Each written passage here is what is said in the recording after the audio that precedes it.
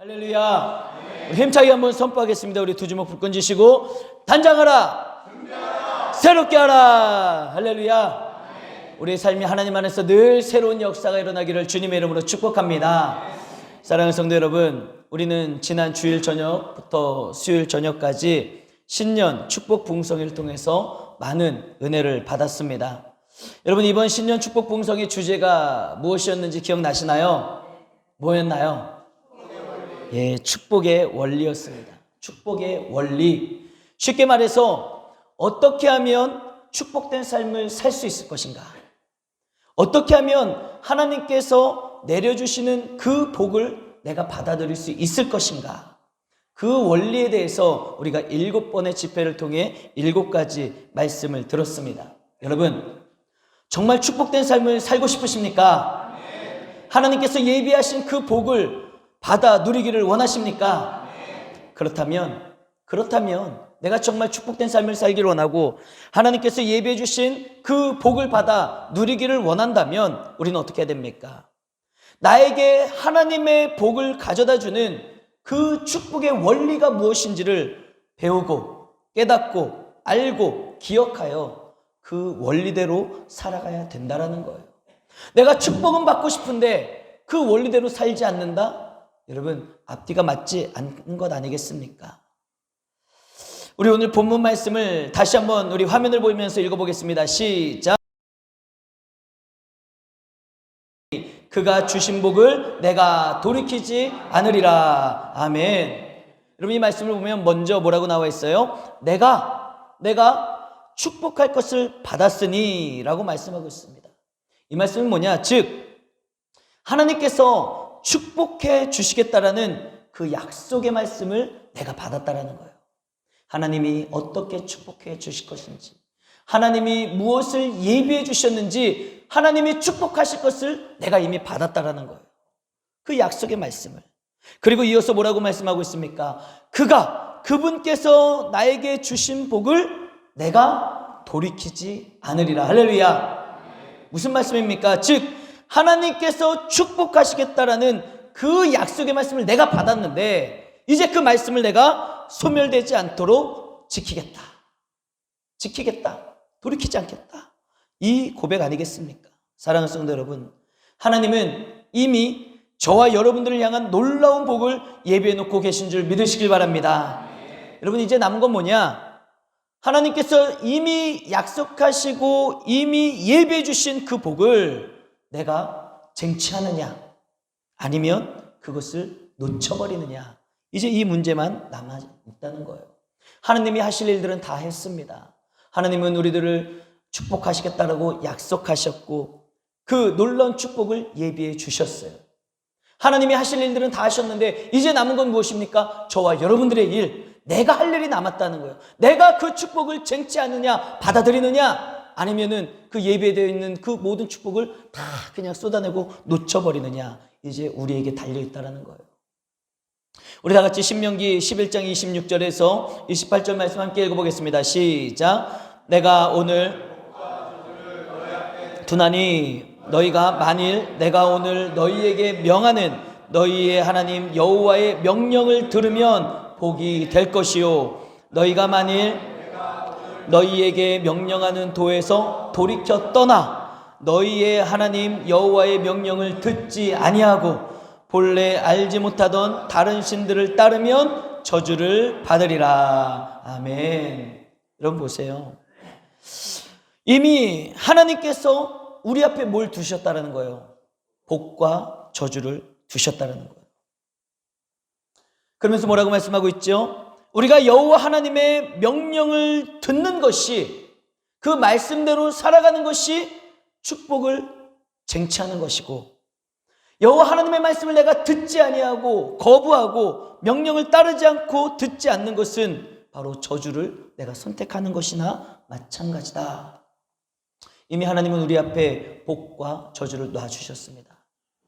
우리가 축복의 원리대로 살아가면 그 복이 내 것이 되는 것이고, 우리가 축복의 원리대로 살아가지 아니하면 복은커녕 저주를 받을 수밖에 없는 안타까운 상황에 놓인 것 아니겠습니까?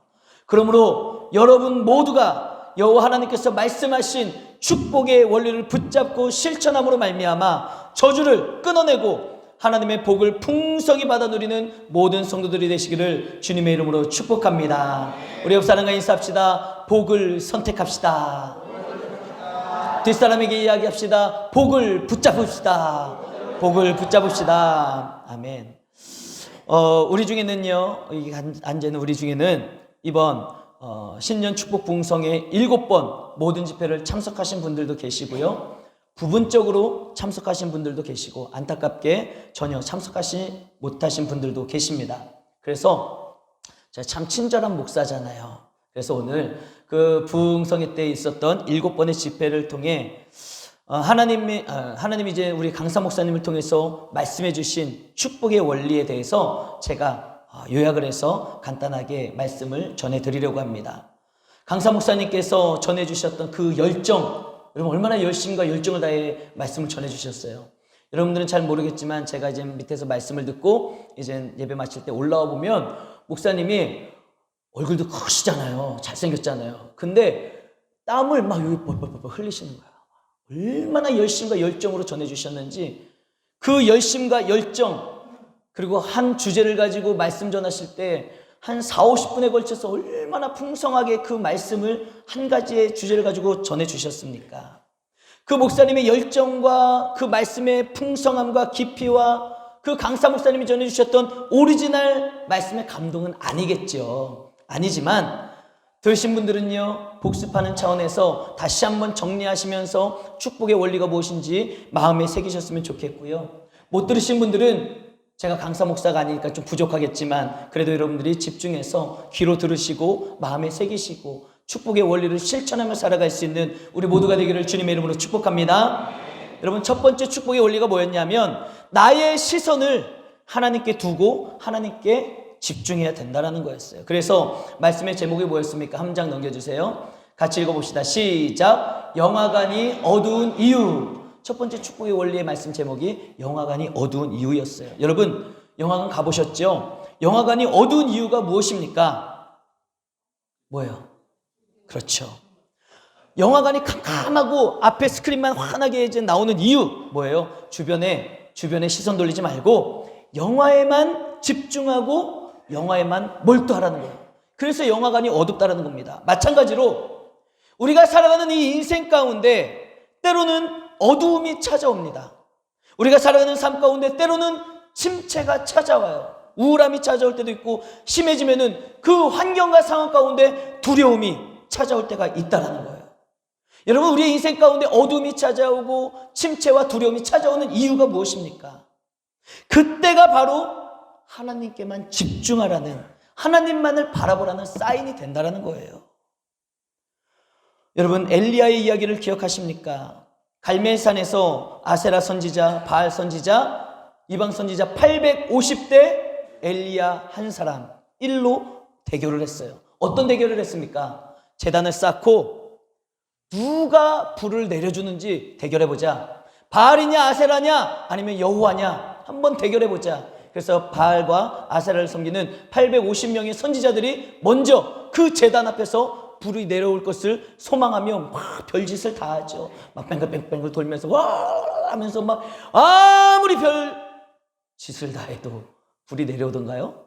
안 내려와요. 그러니까 그들이 어떻게 하는지 아세요? 몸을 막 학대합니다. 막 칼로다가 막 몸을 그으면서 피까지 흘리면서 막 제단을 돌지만 그래도 여러분 아무리 850명이 난리를 쳐도 불이 반딧불도 반짝거리지 않고 내려오지 않는다라는 거예요.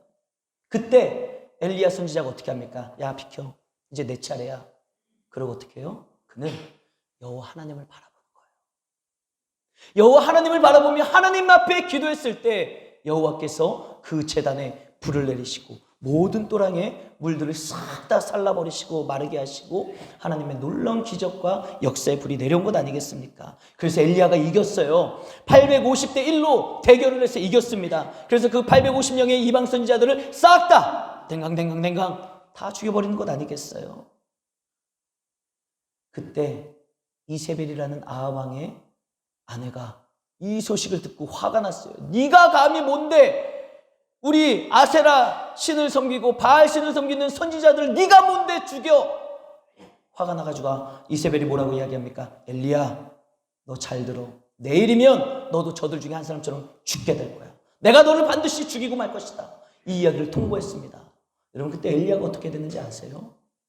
하나님을 바라볼 때는 하늘에서 불을 내리는 놀라운 역사를 일으키는 주의 종이었던 사람이 이제 그의 시선이 이세벨에게 향하는 거예요. 큰일 났다. 이세벨이 나를 죽인다고 하네. 여러분, 엘리야가 하나님을 바라볼 때는 그렇게 능력의 종으로 살았음에도 불구하고 그의 시선이 이세벨에게 향했을 때는 어떻게 되는 거예요? 두려운 마음만 가득한 거예요. 얼마나 무서웠는지 모릅니다. 한 장 넘겨주세요. 제가 이거 만들 때 우리 목사님한테 칭찬받았잖아요. 보면은 위에 별이 있죠. 거기가 어디냐? 갈멜산. 갈멜산에서 850대 1로 대결을 해서 이긴 거예요. 그랬는데 이세벨이 그렇게 저주를 하고 협박을 하니까 얼마나 무서웠던지 저 밑에 별을 보면 부엘세바가 있습니다. 이 부엘세바 밑에는요, 광야예요. 사막이에요. 네게부 사막이라고 써있죠. 더 이상 사람이 살 수 없는 곳입니다. 그러니 저 갈멜산에서부터 이 부엘세바까지 무서워가지고 도망쳤던 게 바로 엘리야라는 거예요. 왜요? 한 장 넘겨주세요. 같이 한번 읽어봅시다. 시작. 두려움은 시선에서 온다. 엘리야의 시선이 하나님을 향할 때는 완전 능력의 종이었는데 그의 시선이 이세벨을 향했을 때, 내 앞에 놓여진 그 문제를 향했을 때는 두려운 거예요. 두려워서 이렇게 멀리 도망가면서 그 중간에 로덴나무 그늘에서 뭐라고 이야기했어요? 하나님, 저 못 살겠습니다. 무섭습니다. 차라리 저를 죽여주십시오. 이 정도로 말할 정도로 얼마나 두려움이 쌓였냐 이거예요.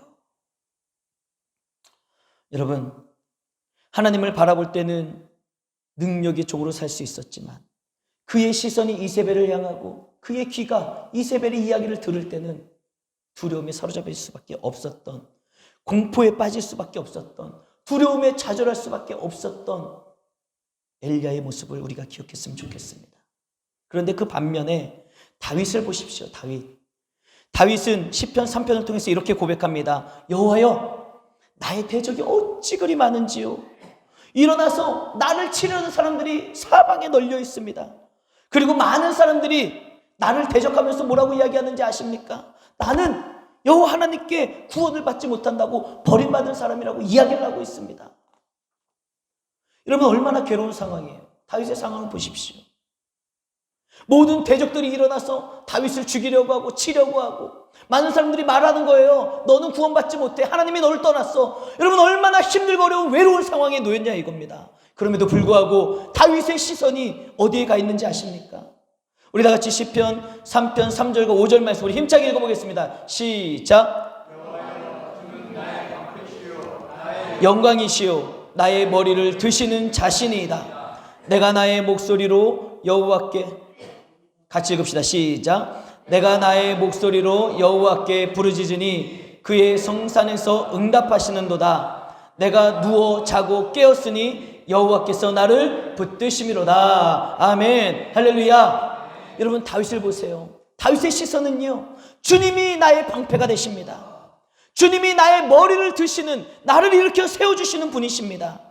내가 여호와 앞에 간절히 부르짖을 때 여호와 하나님께서 성산에서 나의 기도를 들어주시고 응답해 주셨고, 내가 누워서 자고 일어났을 때 여호와께서 나를 붙들어 주실 줄로 믿습니다. 할렐루야. 여러분, 다윗은요, 그 힘들고 외롭고 어려운 환경과 상황 가운데 누굴 바라보고 있는 거예요? 하나님만 바라보고 있는 거예요. 아마 그 사람들 바라보고, 나에게 뭐라고 욕하는 사람들 바라보고, 나를 치려는 대적들을 바라봤으면 다윗의 마음도 어땠을까요? 엘리야처럼 저 멀리 도망갔겠죠. 그러나 그는 환경과 상황과 사람들을 바라보고 사람들의 이야기에 귀를 기울인 것이 아니라 여호와 하나님을 바라보며 여호와 하나님 앞에 부르짖으며 하나님이 나의 구원이 되시고 방패가 되실 것을 믿음으로 선포하며 하나님 앞에 집중했다는, 하나님 앞에 몰두했다는 것입니다. 여러분, 우리가 세상과 나의 앞에 놓인 문제를 바라보면 좌절할 수밖에 없는 게 우리의 연약한 인생이지만, 우리가 하나님만을 바라보고 하나님께 몰두하고 하나님 앞에 집중하면 하나님이 주시는 힘과 능력으로 승리하는 최후 승리자가 될 줄로 믿습니다. 사랑하는 성도 여러분, 이것이 바로 첫 번째 축복의 원리였어요. 영화관이 어두운 이유, 주변 환경 바라보지 말고 오직 하나님만 바라보고 영화에 몰두하듯이 나의 인생 가운데 나의 삶을 주장하시고 인도하실 하나님만을 바라보는 것. 우리가 하나님을 바라볼 때 여호와 하나님께서 우리의 모든 두려움과 어둠과 침체 속에서 이겨낼 수 있는 힘과 능력을 주실 줄로 믿습니다. 우리 옆 사람과 인사합시다. 하나님만 바라봅시다. 하나님께 몰두합시다. 할렐루야. 이게 바로 첫 번째 축복의 원리였어요. 두 번째 축복의 원리는 뭐냐? 본질을 붙잡아야 한다는 거예요. 그래서 두 번째 집회 말씀 제목이 뭐예요? 같이 읽어봅시다. 시작. 본질을 붙잡아라. 여러분, 교회의 본질이 무엇입니까? 교회의 본질 기억나시나요? 교회의 본질, 기도, 말씀, 전도. 이게 바로 교회의 본질이라는 거예요. 그렇다면 여러분, 교회가 무엇입니까? 은강교회, 이 건물이 교회인가요? 아니에요. 성경이 말하는 교회는 무엇입니까? 예수 그리스도의 십자가의 은혜로 구원받은 저와 여러분들이 교회예요. 저와 여러분들이 거룩한 성전입니다. 죄 가운데 살던 저와 여러분들이 예수 그리스도의 십자가의 구원의 은혜로 우리가 구원받아 이제 우리의 마음 가운데 성령 하나님을 모시고 살아가는 거룩한 성전, 저와 여러분들이 교회예요. 구원받은 자들의 모인 공동체가 바로 교회입니다. 이 교회의 본질이 뭐냐는 거예요? 바로 기도와 말씀과 전도. 저와 여러분들의 삶의 본질이 바로 기도와 말씀과 전도라는 거예요. 우리가 구원받은 이유, 살아가는 이유, 하나님의 영광을 위해 영혼들을 전도하고 기도하고 말씀 보고 그렇게 살아가는 게 우리의 삶의 본질이라는 것입니다. 그래서 우리가 하나님께 기도하며 하나님과 소통함으로 말미암아 영적인 교제를 통해 하나님의 은혜를 받으며 살아가는 거예요. 그리고 우리가 하나님의 말씀으로 무장하고, 여기 보세요. 단장하라, 준비하라. 말씀으로 단장하는 겁니다. 하나님의 말씀으로 단장하고 무장할 때 우리는 마귀의 권세를 물리치고 영적인 승리의 삶을 살게 될 줄로 믿습니다. 여러분, 예수님께서 성령에 이끌려 광야에 가셔서 40일 동안 금식하시고 이제 마귀가 와서 예수님을 시험하잖아요. 그때 여러분, 예수님이 그 마귀의 시험을 뭐로 이기셨습니까? 말씀으로, 신명기의 말씀으로 그 마귀 사탄을 이기셨습니다. 우리에게 본을 보여주신 거예요. 그러면 우리가 이 세상을 살아가면서 어떠한 마귀 사탄의 그 유혹과 그 대적을 이길 수 있는 힘은 뭐예요? 우리가 말씀으로 무장할 때, 하나님의 말씀으로 무장할 때 우리는 마귀 사탄의 세력을 이기게 될 줄로 믿습니다. 그리고 여러분, 우리가 한 영혼, 성경은 뭐라고 이야기하고 있습니까? 천하보다도 한 영혼이 귀하다라고 말씀하고 있잖아요. 그 한 영혼을 우리가 귀하게 여기며 그 영혼을 전도하여 구원의 길로 인도하는 것, 여러분, 이게 바로 우리가 살아가는 삶의 본질의 문제 아니겠습니까? 그래서 우리는 신앙생활하면서 기도하는 데 집중하고 하나님의 말씀으로 무장하여 이 세상 승리하며 살아가고 하나님이 가장 기뻐하시는 전도를 통해 한 영혼을 구원의 길로 인도하는 것, 이것이 우리의 삶의 본질의 문제라는 거예요. 이것을 위해 우리가 날마다 말씀 듣고 예배하는 것 아니겠습니까? 그런데 마귀 사탄은요, 우리가 신앙생활하는 데 있어서 본질을 놓쳐버리도록 기도하지 못하게 만들고 말씀으로 무장하지 못하게 만들고 전도하지 못하게 만드는데 어떻게 해서 합니까? 비본질에 집중하게 만드는 거예요. 우리가 본질에 집중해야 되는데 비본질에 집중하게 만드는 거예요. 그래서 비본질적인 것으로 인해서 교회에 모이면 자꾸 싸웁니다. 다툽니다. 여러분, 중식 먹는 거, 중식하는 거, 이거는 본질적인 문제가 아니에요. 안 먹어도 상관없는 일이에요. 그런데 교회에 와서 말씀과 기도와 전도 때문에 싸우는 게 아니라 뭐 때문에 싸워요? 중식하다가 싸우고, 청소하다 싸우고, 뭔가 행사하다가 싸우고, 자꾸만 비본질적인 문제로 인해서 교회 안에 싸움과 다툼과 분열이 나타나게 된다는 거예요. 그리고 우리가 본질에 집중하지 못하게 자꾸만 비본질적인 것에 집중함으로 말미암아 우리가 타락하고 멸망의 길을 걷는 것 아니겠습니까? 그날 말씀을 듣고 그 다음 날 우리 준이가 찬양 인도를 하면서 고백을 했던 건 여러분 기억나시나요? 여러분, 찬양 인도의 본질이 뭐예요? 하나님 앞에 나와 찬양할 때 본질이 뭐예요? 하나님을 찬양하고 하나님이 기뻐 받으실 찬양을 하는 게 본질이잖아요. 그럼 하나님 앞에 찬양 인도를 해야 되는데 준이가 뭐라고 고백했는지 기억하시죠? 내가 사람들에게 좀 더 잘 보이려고, 내가 찬양 인도를 잘해보려고 그렇게 하다 보니 본질을 놓쳐버렸다는 거 아니에요. 그러다 보니 하나님을 찬양하는 그 예배를 준비하는 시간이 때로는 스트레스가 되고 힘들었다라는 거예요. 그것을 깨달았다는 것 아니겠습니까? 그것이 바로 본질에서 벗어난 모습. 그것을 깨달았으니 이제 하나님 앞에 찬양하는 게 이제는 본질로 돌아오는 거예요. 여러분, 사도행전에 나오는 초대교회의 모습을 보시길 바랍니다. 우리 사도행전 5장 42절 함께 읽겠습니다. 시작. 그들이 날마다 성전에 있든지 집에 있든지 예수는 그리스도라고 가르치기와 전도하기를 그치지 아니하니라. 아멘. 여러분, 사도행전에 나오는 초대교회의 모습은요, 집에 있든지 성전에 있든지 어느 곳에 있든지 그들은 뭐라고 이야기하는 거예요? 예수가 바로 그리스도다, 예수가 메시아다, 이것을 전하는 거예요. 그리고 전도하는 것입니다. 초대교회 성도들의 모습은 이렇게 전도하는데, 복음을 전하고 예수 그리스도를 전하는 일에 집중했다라는 거예요. 또한 사도행전 6장 4절 우리 다 같이 한번 읽어보겠습니다. 시작. 우리는 오로지 기도하는 일과 말씀 사역에 힘쓰리라 하니. 아멘. 그리고 나서 사도들은 뭐라고 이야기하는 거예요? 오로지 기도하는 일과 말씀 사역에 힘쓰겠노라. 초대교회는 이렇게 전도하는 데 힘을 썼고 말씀과 기도에, 교회의 본질에 힘을 썼다라는 거예요. 그랬더니 어떠한 결과가 일어났습니까? 그 결과가 사도행전 6장 7절 아니겠습니까? 같이 한번 읽어보겠습니다. 시작. 하나님의 말씀이 점점 왕성하여 더 심히 많아지고 허다한 제사장의 무리도 이 도에 복종하니라. 아멘. 하나님의 말씀을 전하고 기도하는 데 집중하고 한 영혼을 사랑하며 예수 그리스도를 전하는 전도에 매진했을 때, 여러분, 그 예루살렘의 교회가, 초대교회가 어떻게 됐습니까? 제자의 수가 점점 많아지면서 교회가 부흥하고 성장하고 왕성해지는 것 아니겠습니까? 여러분, 전도하기를 그치지 아니하고 기도와 말씀 사역에 힘쓸 때 교회는 부흥하고 성장하는 것입니다. 여러분, 교회가 뭐라고 말씀드렸습니까? 내가 교회예요. 여러분들이 교회입니다. 우리 은강교회 공동체가 교회입니다.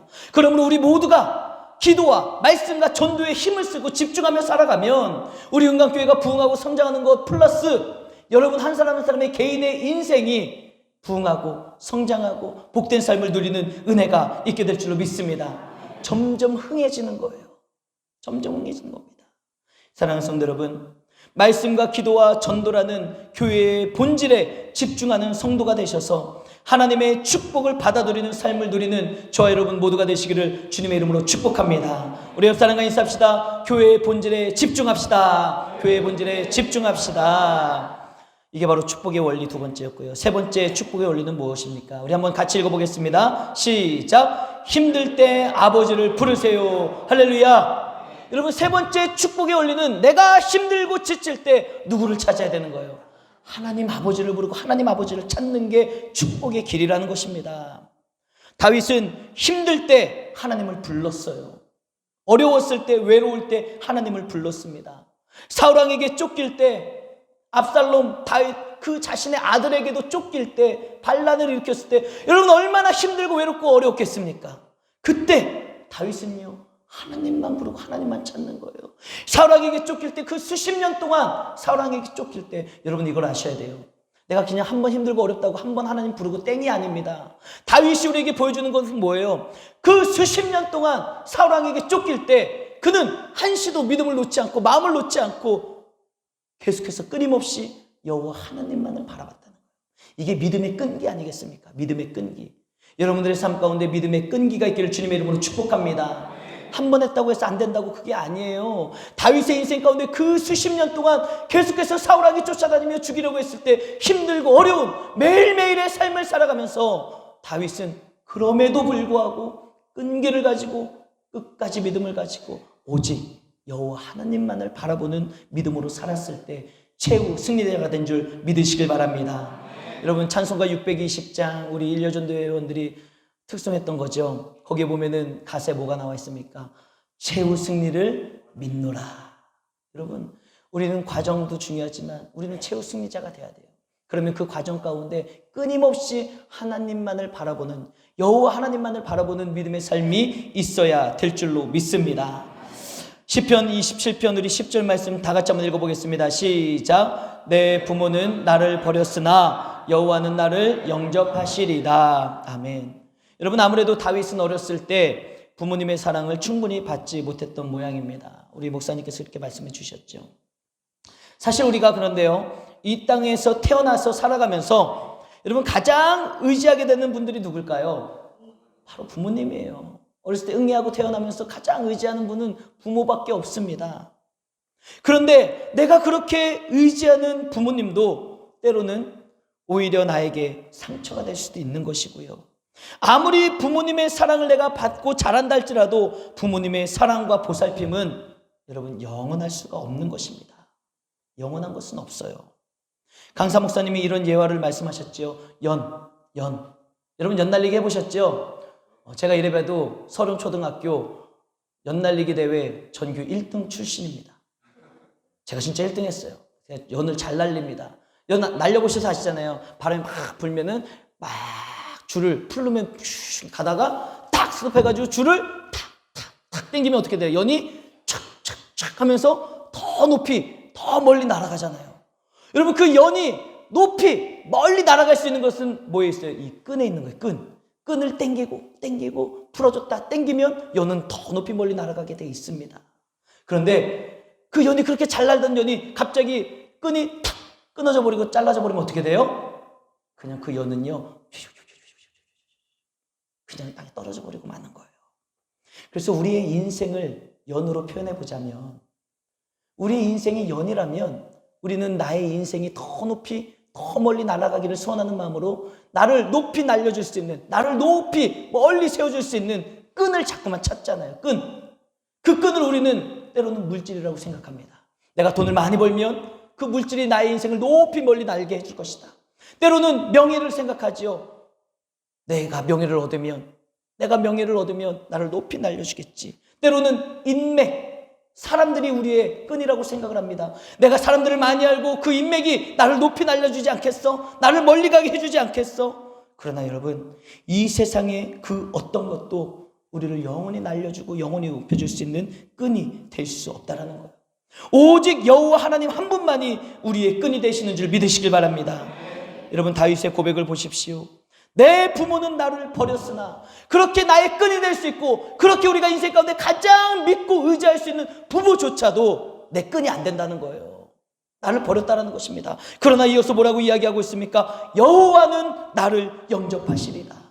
여호와 하나님만은 나를 받아주시고 나를 지켜주신다는 믿음의 고백 아니겠습니까? 여러분, 우리의 인생에 있어서 부모님보다 더 든든하고 확실한 끈이 어디 있겠습니까? 그럼에도 불구하고 그 부모조차도 다윗을 버렸다는 것, 즉 이 땅에서는 여러분 믿을 만한 끈이, 영원한 끈도 없다는 것입니다. 그러나 여호와 하나님은 나를 버리지 아니하시고 영접하신다라는 다윗의 고백. 다윗은 이 세상에 살면서 참으로 힘들고 어려운 일들을 많이 만났지만 그때마다 이런 고백을 하는 거예요. 우리 시편 16편 1절 말씀 함께 읽어보겠습니다. 시작. 하나님이여 나를 지켜주소서, 내가 주께 피하나이다. 아멘. 다윗이 힘들고 어려울 때 다른 게 나의 끈이 아니라 여호와 하나님만이 나의 끈이 되시기 때문에 하나님 나를 지켜주십시오. 하나님 내가 주님께 피하겠습니다. 오직 주님께만 집중하여 주님만을 바라보며 힘들고 어려울 때 하나님만을 부르짖었다라는 거예요. 시편 16편 8절 말씀 함께 읽겠습니다. 시작. 내가 여호와를 항상 내 앞에 모시며 그가 나의 오른쪽에 계심으로 내가 흔들리지 아니하리로다. 아멘. 여러분, 여호와 하나님을 부르짖을 때, 여호와 하나님을 찾을 때, 여호와 하나님 앞에만 나아갈 때 우리는 흔들리지 아니하는 하나님의 은혜를 입게 될 줄로 믿습니다. 시편 18편 1절 함께 읽겠습니다. 시작. 나의 힘이 되신 여호와여 내가 주를 사랑하나이다. 아멘. 사랑하는 성도 여러분, 우리가 이 땅에 살면서 정말 축복된 삶을 누리는 길은요, 여호와 하나님을 사랑하고 여호와 하나님만을 나의 끈이 되신다라는 믿음의 고백과 함께 힘들 때, 어려울 때, 지칠 때, 여러분들이 고통 가운데 있을 때 여호와 하나님 아버지만을 부르는 것입니다. 이것이 바로 축복의 원리예요. 우리 다 같이 예레미야 33장 3절 말씀 읽어보겠습니다. 시작. 너는 내게 부르짖으라.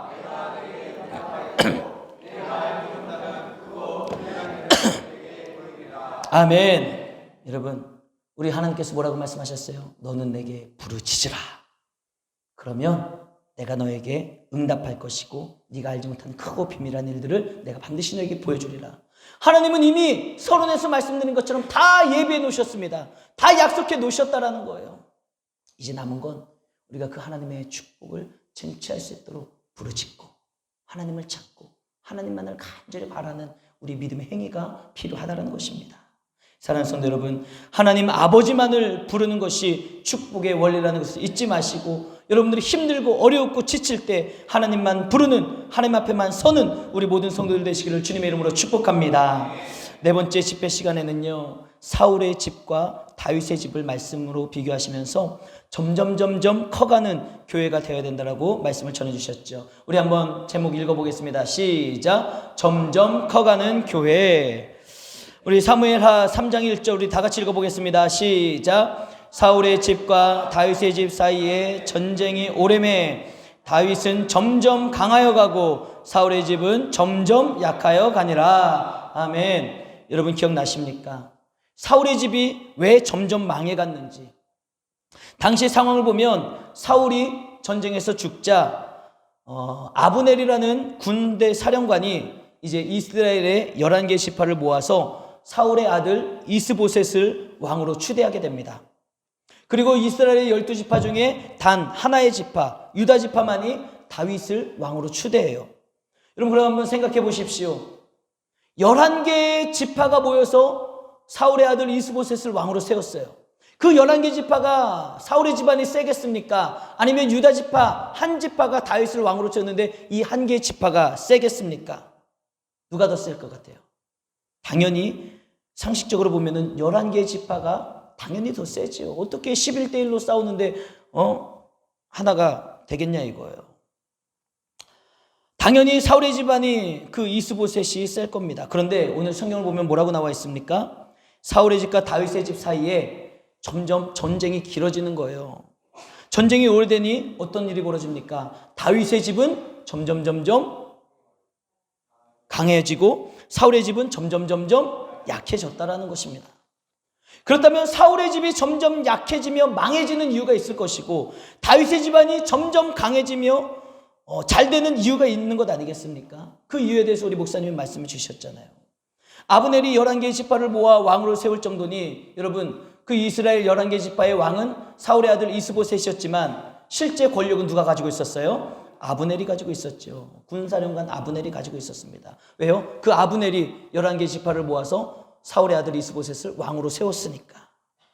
여러분 사람이 권력을 잡고 그 권력을 사람 마음대로 휘두르면 그것은 망하게 돼 있습니다.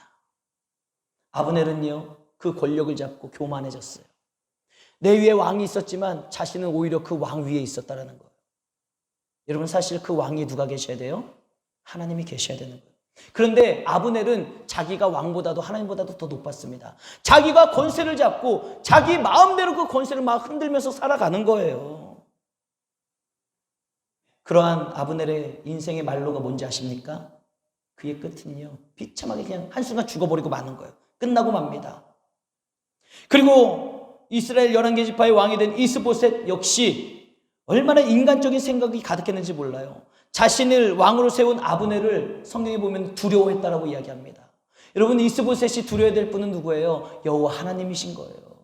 여호와 하나님을 두려워할 줄 알고 여호와 하나님을 경외할 줄 알고 하나님의 말씀대로 살아갈 줄 알아야 되는데 이스보셋은 하나님이 아닌 자기를 왕으로 세워준 아브넬 군사령관을 두려워했다라는 거예요. 여러분 사울의 집안이 망한 이유는요 사람이 권세를 잡고 사람의 힘대로 사람의 마음대로 휘둘렀기 때문이고요 그들이 하나님을 경외하지 않고 하나님을 두려워하지 않고 사람의 눈치를 보며 사람을 두려워했기 때문에 그 집안은 망할 수밖에 없는 거예요. 왜요? 그 집안에는 그 11개의 지파에는 사울의 집안에는 하나님이 계시지 않습니다. 하나님이 계시지 않고 사람의 힘만 있고 사람의 권력만 있고 사람의 눈치만 보고 있었기 때문에 사울의 집안은 망할 수밖에 없는 거예요. 점점 약해지는 겁니다. 반면에 단 하나의 지파인 유다 지파는 다윗을 왕으로 세웠죠. 그리고 아브넬이 죽자 이제 11개의 지파의 장로들은 다윗을 찾아갑니다. 그래서 다윗에게 이야기하죠. 우리의 왕이 되어 주십시오. 이렇게 부탁을 합니다. 여러분 그때 다윗이 뭐라고 고백하는지 아십니까? 야 그래 그럼 그렇지 너희들이 날 찾아와서 나를 왕으로 세워야지. 다윗이 이랬을까요? 아니에요. 그렇지 않았습니다. 사무엘하 5장 12절 말씀 함께 읽겠습니다. 시작. 왕으로 삼으신 것과 알았더라. 아멘. 여러분 보세요. 다윗은 굉장히 겸손했습니다. 그렇게 11지파가 찾아오고 이미 유다지파는 자기를 왕으로 세웠고 그러면 이스라엘의 온 12지파가 나를 추대하여 왕으로 세우는데 다윗은 뭐라고 이야기하고 있어요? 내가 왕이 되는 것 나를 높이시고 우리 집안을 높이시고 이스라엘을 높이시는 분은 여호와 하나님이시다. 하나님이 하셨다라는 거예요. 오직 하나님께서 하셨습니다. 할렐루야. 하나님께서 나를 세워주신 줄로 믿습니다. 이것이 바로 겸손한 다윗 왕의 고백이었다는 거예요. 여러분, 하나님이 하셔야지 되는 것입니다. 하나님이 하시지 않으면 아무리 내가 힘과 권력과 권세를 가지고 있다 해도 안 돼요. 안 됩니다. 그러나 내가 아무것도 아닌 것 같다 할지라도 하나님이 하시면, 하나님이 붙잡아 주시면 되는 역사가 일어나게 될 줄로 믿습니다.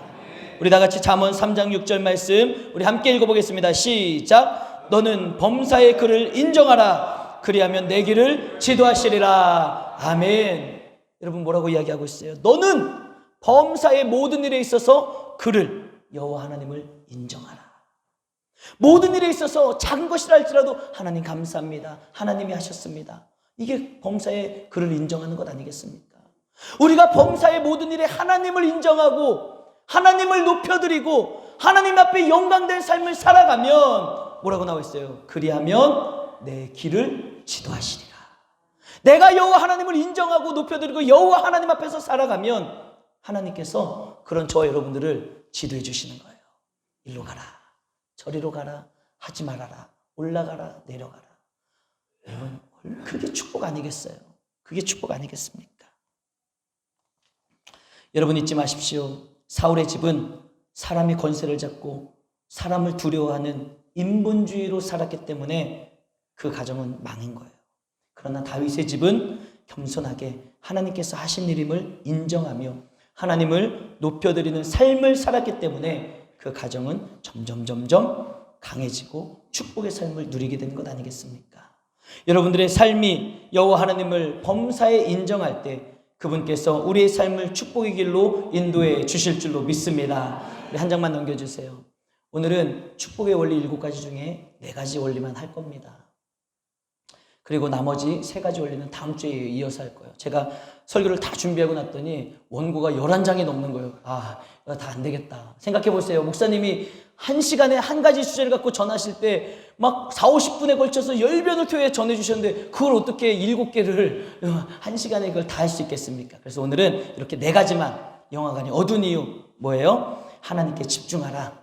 하나님만을 바라봐라. 하나님께만 몰두하라. 2번째, 본질을 붙잡아라. 이게 축복의 원리다. 무엇입니까? 내가 하나님의 말씀, 기도, 전도에 집중하며 살아갈 때 하나님이 나에게 집중해 주시는 거예요. 이게 축복의 원리입니다. 3번째 뭐예요? 힘들 때 아버지를 부르세요. 여러분, 우리의 영원한 끈이 되시는 분은 여호와 하나님밖에 없습니다. 다른 걸 의지하지 마세요. 다른 걸 부르고 찾지 마세요. 여호와 하나님만을 찾으시길 바랍니다. 이게 축복의 원리예요. 그리고 4번째 뭐예요? 점점 커가는 교회. 내가 지금 힘들고 어려워도 다윗처럼 수십 년 동안 사울에게 쫓기며 힘든 시간을 보내도 변함없이 하나님을 찾고 하나님을 부르짖으며 범사에 그분을 인정할 때 그분께서 우리의 삶을 지도하시고 인도하심으로 말미암아 점점 커가고 승리하고 강성해지는 복된 삶을 누리게 될 줄로 믿습니다. 이 은혜가 여러분들의 삶 가운데 충만하시기를 주님의 이름으로 축복합니다. 기도하겠습니다.